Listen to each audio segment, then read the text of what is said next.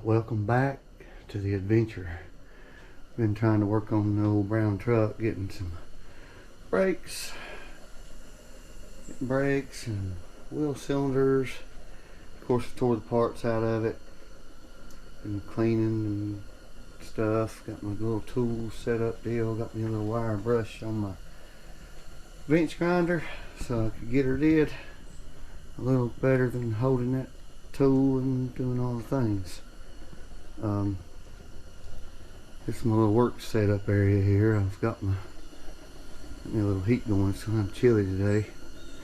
Got all my good parts stuff going on here. But anyway, I've took most of this stuff off, and I've got to clean this up. And I got a couple more pieces. There's a pin or a clip. There's a clip holds this thing bob here in, and got to pull that clip off right here. Yeah, I think that's what's that. Anyway, there's a clip holds that to that. That's got to come off. And my adjuster's got to come out. The last time I done, the adjuster was stuck, and I'm stubborn. Don't want to spend the money on a rebuild kit on the springs and such. So I freed it up. I'm hoping I can free this one up.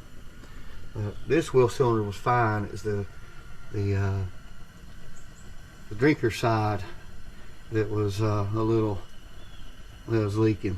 It was leaking profusely.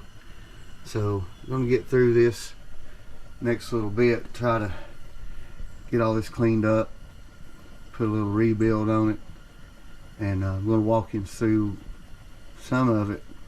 It's pretty boring stuff. I'm going to take that tool with the brush on it, clean that up, make it look shiny so I can paint it, and we'll go from there. Eventually, I'm wanting to try out my shine juice I bought. I don't know if y'all bought anything such as this, but the old Vice Grip Garage shine juice. Put a little test spot on my hood. I don't think I done it right because, well, the next day it was like a fly trap. It caught every bug in the neighborhood that flew by. I think I even had bird feathers on it, so the bird stuck to it. So I got to figure out how that works, but it's got to get prettier weather. Right now, as you can tell, it's gloomy and rainy. And of course, weatherman said it was supposed to be nice today, and he lied again.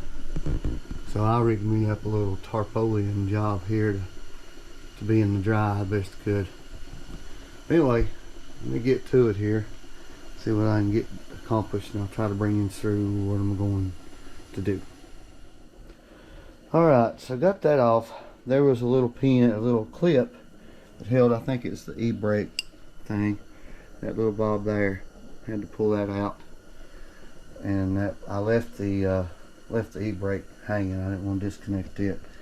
Right now I'm looking at the old shoes. Got the new shoes down there. Anyway, I'm looking at the old shoes, and there's the adjustment bob and the spring that holds them together.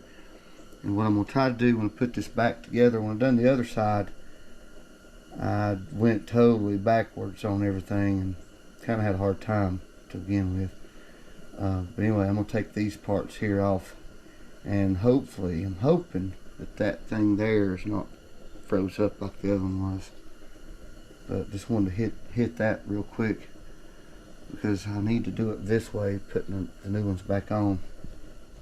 Alrighty then, after losing my cool 14 times, 3 cans of caffeine later, I think I finally got her back together. And basically I let the kids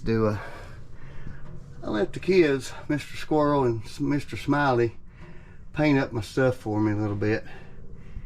And so now everything's freshly painted, rebuilt. And that's should be it.